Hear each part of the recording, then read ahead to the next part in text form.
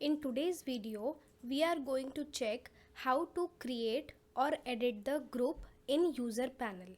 For that, you have to first log in to your user panel. After that, you have to click on the username. Here the username is Krupa. You will be getting the edit group option. You have to click on it. One new window will open. In that, you will be getting the existing group. Please note, you cannot edit the existing group.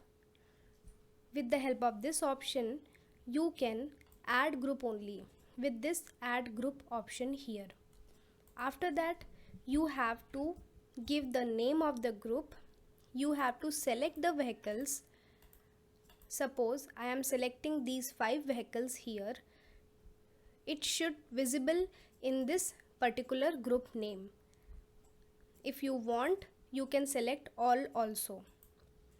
So select the vehicle numbers that you have to put for this particular group and just click on the save button here.